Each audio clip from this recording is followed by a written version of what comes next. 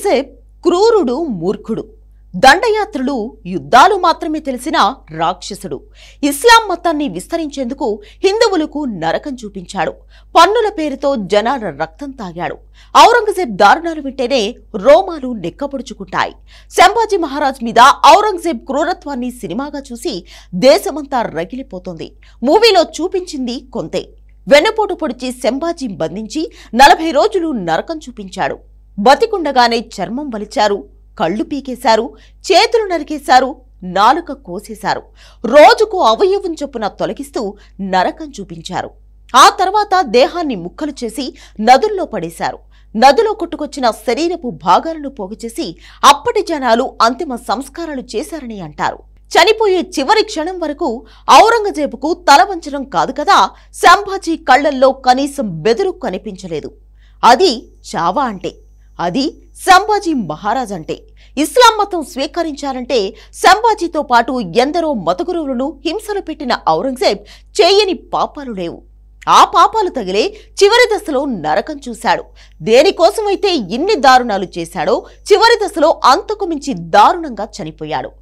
ఔరంగజేబ్ చరిత్ర మొత్తం రక్తమే.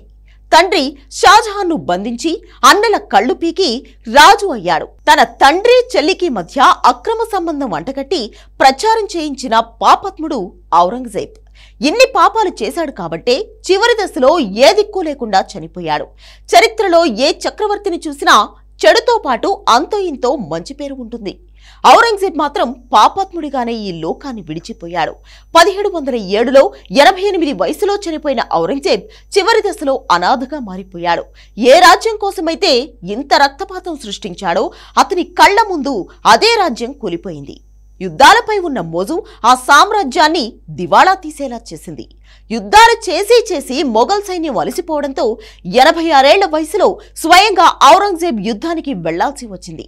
ఓ చిన్న కోటపై యుద్ధం చేసేందుకు ఆ వయసులో సైన్యాన్ని తీసుకుని యుద్ధానికి వెళ్లాడు ఔరంగజేబ్. అయితే ఆ యుద్ధమే ఔరంగజేబుకు చివరిది అయింది. చావు దారిని చూపించింది. 1705లో యుద్ధం చేసి తిరిగి వస్తుండగా తీవ్ర అనారోగ్యానికి గురయ్యాడు ఔరంగజేబ్. అప్పుడు అతన్ని చూసుకోవడానికి కూడా ఎవ్వరూ లేరు. దీంతో చావలేక బతకలేక అనారోగ్యంతో నరకం చూశాడు ఔరంగజేబ్. ఆ టైంలోనే చేసిన పాపాలు ఔరంగజేబ్ మనసును తొలచడం స్టార్ట్ చేశాయి. చివరి రోజుల్లో తన కొడుకులకు రాసిన లేఖ చేసిన పాపాలకు ఔరంగజేబ్ ఎంత ప్రాయశ్చిత్తపడ్డాడో చెప్పకనే చెప్తాయి. ఒంటరిగా వచ్చాను, అపరిచితుడిగా వెళ్తున్నాను. నేను ఎవరో నాకు తెలియదు, నేను ఏం చేస్తున్నానో తెలియదు. నేను అధికారంలో గడిపిన సమయం దుఃఖాన్ని మిగిల్చింది. చాలా విలువైన జీవితాన్ని వృధా చేశాను.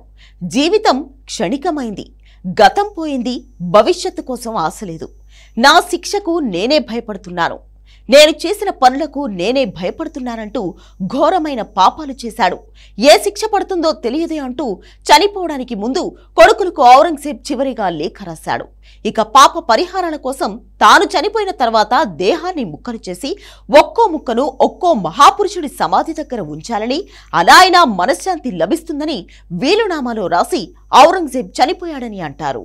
ఔరంగజేబ్ అహ్మదాబాద్లో చనిపోతే ఔరంగాబాద్లో సమాధి ఉంటుంది. కేవలం మట్టితో కప్పి ఉంటుంది. దానిమీద సబ్జా మొక్క మాత్రమే ఉంటుంది. ఏ జన్మలో చేసిన పాపాలు అదే జన్మలో వెంటాడుతాయి.